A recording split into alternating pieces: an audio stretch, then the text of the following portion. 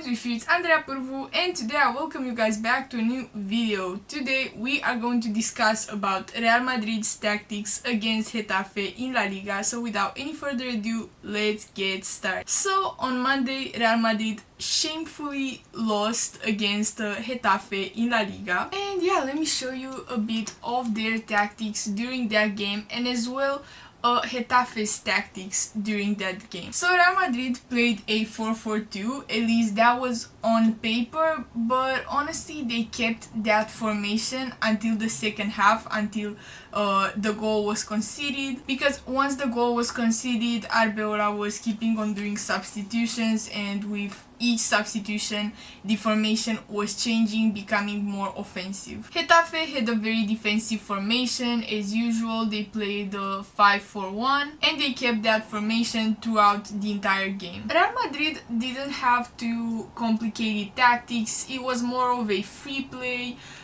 They were using easy tactics, playing the third man and stuff like that, and having literally a free play, but they were struggling due to Getafe's style of playing, which now I'm going to dive in. Getafe doesn't really change their game Getafe doesn't really change their tactics throughout the season. No matter who the opponent is, they have the same tactics, because Bordera is deeply confident about his coaching philosophy, which was actually inspired by Cruyff. He tries always to squeeze the pitch as small as possible, because he goes by the philosophy that the less space you have, the easier it is to defend. And generally they don't like to sit there, press too high, or to stay in a low block. Generally they try to squeeze the pitch in the midfield and be as defensive as possible, but in the midfield, and they basically build a fortress in the midfield, though that sometimes changes. I mean, most of the time they place the fortress in the midfield, but also sometimes they place the fortress in the back, though it's still not a low block. Why? They are not parking the bus, because when you are parking the bus, generally you kind of let the opponent have possession, you don't try necessarily to interrupt their game and stuff like that, but you sit there and you defend. Yet Borderas doesn't see it like that. He likes to be as crusty as possible. His philosophy is based on breaking the flow state of the game and breaking the flow of the opponent's game, because yeah, the more that you have possession, the more that you're gonna get into kind of like a flow state, and eventually you are going to break in the opponent's defense. And Borderas deeply understands that, so that's exactly what he does. He does the exact opposite. He tries to break the flow of the game. His players foul a lot.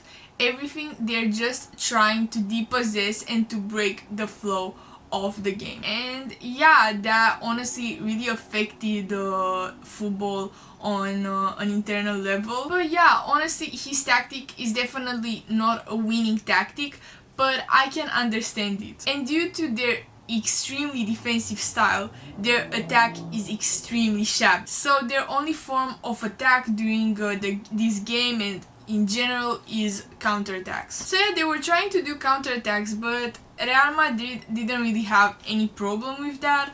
I mean, the defense for them, it was more of a formality. They were depossessing easily the attackers because, as I said, the attack is very weak. And generally, the midfielders and the defensive midfielders were the ones who were depossessing Getafe, because generally their counterattacks wouldn't even get to the defenders. And during the game, mostly I saw Arda Güler depossessing a lot of times Getafe's attack.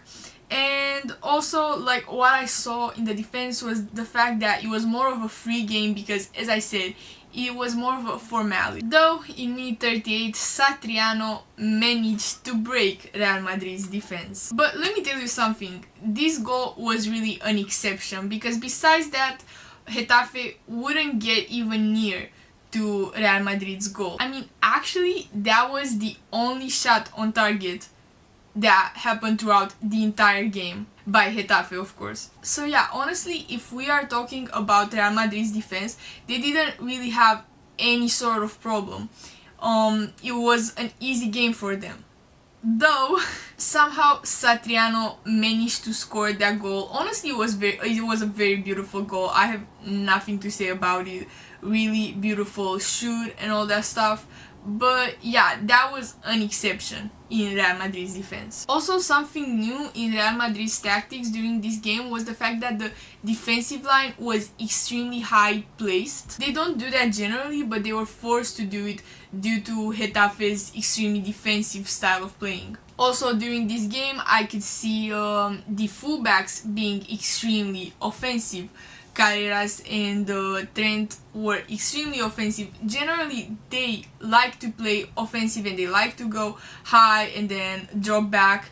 But in this game, I could see it in particular that they were going in the attack. Now, moving to Real Madrid's midfield. The midfield was quite versatile. I could see the four midfielders, Valverde, Tchouaméni, Arda Güler and Thiago, helping in each area of the pitch. I saw them playing a lot like as box to box, and also the fact that oftentimes they were seated as a square. Like I could see, for example, let's say Tchouaméni and Arda, and then higher here Valverde and Thiago, or they were rotating the square, but I could definitely see a square formed by these four players. And yeah, they were very versatile, and honestly I really like the involvement of these four midfielders. Due to the goal conceded in minute 55, we have the first substitution. Thiago is replaced by Rodrigo, Alaba is replaced by Dinhausen, and Trent is replaced by Carvajal. So after minute 55, the lineup looked like this. They were playing more of a 4-3-1-2 with Rodrigo acting as an attacking midfielder. So yeah, they went a bit more offensive. The other two substitutions were same position substitutions. We have Hausen, who is a center back, and he replaced Alaba, who is also a center back, and Carvajal, who replaced Trent as a left back. Real Madrid still doesn't manage to score, so in minute 69 there is another substitution. After these substitutions, Real Madrid still doesn't manage to score, so Arbeloa does another substitution in minute 69, and he takes out Arda Güler to get in Franco Mastantuono. He takes out a midfielder to get in a winger. So after this substitution, the formation looks like this.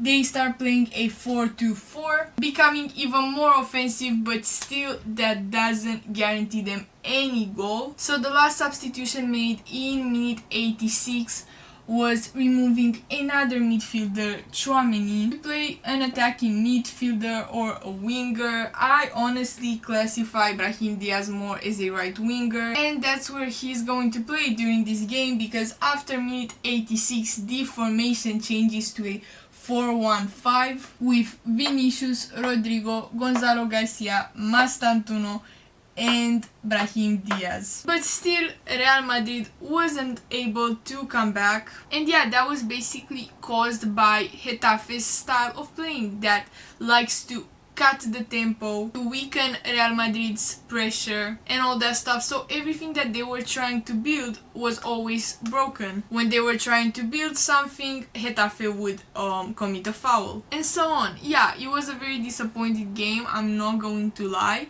Getafe defended extremely well, but yeah, I think also that these substitutions were done kind of late. So yeah, Real Madrid literally wasn't allowed to come back. No matter how much they tried, they weren't able. But honestly, also I couldn't see them trying that hard. Yeah, they did, but not at the level that Real Madrid used to. I feel like they didn't fight as they generally would fight. The attack could be a bit more aggressive, a bit more versatile. The tempo could have been a bit faster. Our lack of fighting in the attack, and also Getafe's extremely aggressive and crusty defensive style led to this result. So with that, Getafe beat us.